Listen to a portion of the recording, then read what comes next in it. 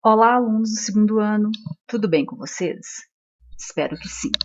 Vamos iniciar a semana 3 do PET volume 4 de língua portuguesa, cujo tema é intertextualidade. Então vamos lá.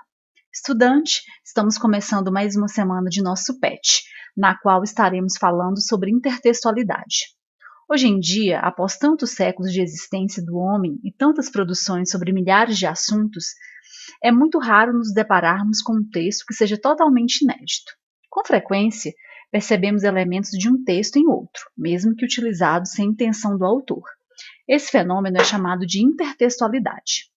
Isso ocorre quando o autor de um texto utiliza informação, estrutura, citação, referência de um outro texto. A intertextualidade pode ter funções diferentes que variam de humor à crítica, por exemplo. É importante ressaltar que ela ocorre em várias formas de comunicação, como em músicas, filmes, imagens, novelas, etc. Existem duas maneiras de se construir a intertextualidade: a explícita, quando um texto cita outros, deixando claras as referências e indicando o autor do texto original. Dessa forma, os elementos para a percepção da intertextualidade são dados ao leitor. Outra maneira é a implícita, em que há uma referência a elementos do texto original, sem, no entanto, explicitar o nome do texto ou o autor. Para perceber esse tipo de intertextualidade, é importante que o leitor possua conhecimento prévio. Além disso, há alguns tipos de intertextualidade. Veremos as principais. Citação. Vamos ver aqui a citação.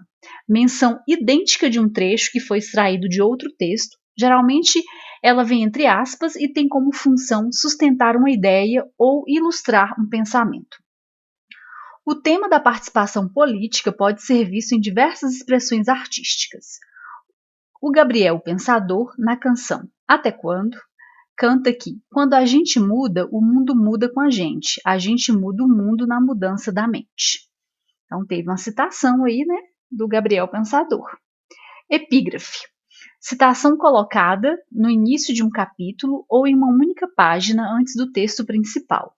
Apesar de essa citação não se misturar com o texto, por vir antes dele, seu conteúdo deve estar relacionado ao que será abordado. O Brasil vai alcançar o pleno desenvolvimento quando respeitar o passado com o mesmo ardor com que anseia pela conquista do futuro. Flávio Gutierrez. Epígrafe do livro Atemporal de Poliana Nogueira. Alusão. Referência sutil ao texto original, em que pode não citar o nome da obra ou autor, mas fazer somente uma leve menção a alguns elementos presentes nele. A alusão apenas sugere. Eu vi Pedro negar Cristo por 3 vezes diante do espelho. Eu vi. Trecho da música Eu Nasci há 10.000 anos atrás, em que há alusão à Bíblia, né? Fala de Cristo, fala de Pedro, né, apóstolo, então faz alusão à Bíblia. Paráfrase. O termo paráfrase vem do grego paráfrases e significa reproduzir algo de uma sentença. Esse recurso consiste em dizer uma mensagem de outro modo. Quando ela é feita, o conteúdo textual permanece o mesmo, porém a forma de expressar é alterada. Então nós temos aqui, né, o grito de Edvard Munch parafraseado pela série Os Simpsons. Então este aqui é o original, né? E aí nós temos a paráfrase, né, feita aqui com o Simpson. Paródia. Releitura de outro texto, geralmente com objetivo cômico, irônico ou crítico. A paródia ironiza o texto original, inverte seu sentido. Mona Lisa de Leonardo da Vinci, parodiada, né? Então aqui nós temos a Mona Lisa e aqui nós temos ela, né, fazendo um gesto, né, simbólico, né, tampando os olhos, fazendo um gesto que não é a própria Mona Lisa, né?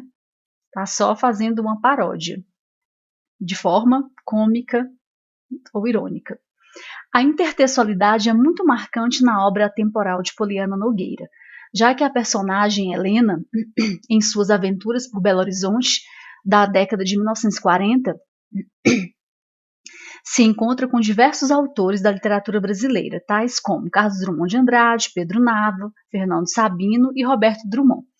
Na música de Raul Seixas e Paulo Coelho, Eu Nasci há 10.000 anos atrás, a intertextualidade pode ser encontrada em toda a canção, que faz várias referências à literatura e fatos históricos. Agora que já vimos sobre o tema, vamos fazer alguns exercícios. Vamos às atividades. Então, aqui nós temos, né, uma tirinha. Amanhã à noite, dos Reis Magos vão passar Manolito. Vou dizer uma coisa, Mafalda. Essa história dos Reis Magos, a gente vai crescendo. Os Reis Magos, né? E aí? E começa a perceber. Perceber o quê?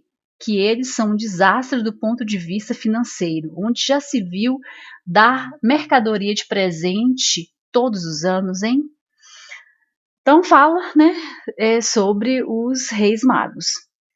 Vamos lá, número 1. Fundamentando-se na tirinha ao lado, assinale a alternativa correta.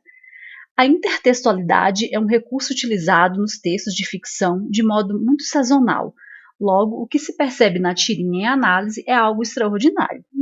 Não tem nada, né, de extraordinário. Está só comentando, né, sobre os Reis Magos, fazendo aí uma alusão, né, aos três reis magos, remetendo, né, à história dos reis magos. Letra B. Do primeiro ao quarto quadrinho, o leitor identifica que as personagens estão fazendo referência a outro texto de natureza ficcional. Não. Letra C. A expressão reis magos, citada por Mafalda e refutada com intensidade por Manolito, remete o leitor a reflexões exclusivamente textuais. Também não. Letra D. Há no último quadrinho remate interdiscursivo que traduz para o leitor a finalidade inventiva de Mafalda e de Manolito, duas personagens argentinas. Não tem nada a ver, né? A letra E. A expressão reis magos, utilizada pelas personagens da tirinha, remete o leitor a um episódio retratado pelas narrativas bíblicas, né? Os reis magos é uma narrativa que é contada na Bíblia, então realmente nos remete à história bíblica, né? À história da Bíblia. Então a resposta correta é a letra E, a respeito, né, de intertextualidade. 2. Releia um trecho da música Eu Nasci há 10 mil anos atrás, escrita por Raul Seixas e Paulo Coelho, e responda o que se pede. Eu vi a arca de Noé cruzar os mares, vi Salomão cantar seus salmos pelos ares, e vi Zumbi fugir com os negros para a floresta, para o quilombo dos palmares. Eu vi. O trecho é marcado pela alusão, um tipo de intertextualidade. Identifique a que são feitas as referências descritas pelas alusões no trecho. Então, quando fala aqui, eu vi a arca de Noé cruzar os mares. Então, está fazendo alusão aí à história do dilúvio, né, da arca de Noé. Vi Salomão cantar seus salmos. Está fazendo alusão aí à história de Salomão, né, um personagem bíblico, o rei de Israel, filho de Davi e Betsabeia. Ele é mencionado, né, sobretudo no livro dos Reis, escreveu os Provérbios, Eclesiásticos e Cântico dos Cânticos. Há algumas controvérsias aí sobre as autorias, né? Mas a gente encontra a respeito disso sobre ele aí nas pesquisas. Eu vi Zumbi fugir com os negros para a floresta, para o quilombo dos palmares. Eu vi. Aí faz alusão ao líder quilombola, né? Zumbi dos Palmares, que liderou a fuga dos negros escravizados para o quilombo. Então, são essas alusões aí que são feitas neste trecho. E a questão 3. Leia o trecho a seguir do livro Atemporal de Poliana Nogueira. Seguimos pela trilha. Meu caderno. Lembra, Pedro? Deve estar perto da árvore. Carlos fala. Vou buscar. Pedro corre até o local onde o homem misterioso me atacou. Ele não pode perder aquele caderno. Tem várias memórias para transformar em um livro, avisa Carlos. Vocês são escritores, né? Aí é a personagem Helena lá do livro Atemporal. Vocês são escritores? Sim, apesar de o meu poema ter sido rejeitado pela crítica. Por quê? Fico curiosa. A estrutura baseada na repetição não os agradou. Não são todos que sabem apreciar uma poesia. Se cometesse um crime, bastava sumir, reaparecer 10 anos depois, e então o crime estaria prescrito. Mas a relação ao poema no meio do caminho, né, o poema de Carlos Drummond de Andrade, no meio do caminho tinha uma pedra no meio do caminho. Pode-se passar 50 anos que ele nunca deixará de ser julgado. Então aqui fala, né, sobre o poema no meio do caminho de Carlos Drummond de Andrade, né, e o Carlos e o Pedro são os escritores que se encontraram com a Helena. Achei o caderno, avisa Pedro, se juntando a nós. Isso é um verdadeiro baú de ossos. Aqui já remete ao livro do Pedro Nava. Paro estupefata e os dois me olham preocupados. Está se sentindo mal? Pergunta Carlos. Pedro, baú de ossos, Carlos no meio do caminho. Balbucio. Então a personagem fala, né? Pedro Nava é o autor de Baú de Ossos. E Carlos Drummond de Andrade é o autor do poema No Meio do Caminho. Nogueira, 2021. Pesquise e descubra, a partir das informações dadas pelo trecho e com base em seus conhecimentos e suas pesquisas, identifique a quais dois escritores brasileiros são feitas referências no texto acima. Então, são feitas referências sobre Carlos Drummond de Andrade e Pedro Nava, né? O que remete aí a Carlos Drummond de Andrade é o poema No Meio do Caminho, e o que remete a Pedro Nava é o Baú de Ossos, que foi lançado em 1972, né? O Pedro Nava, que é pouco conhecido, ele nasceu em Juiz de Fora, ele fez medicina pelo FMG, se formou em 1928, mas ele abandonou a medicina, né, por conta da surdez e debruçou-se na literatura.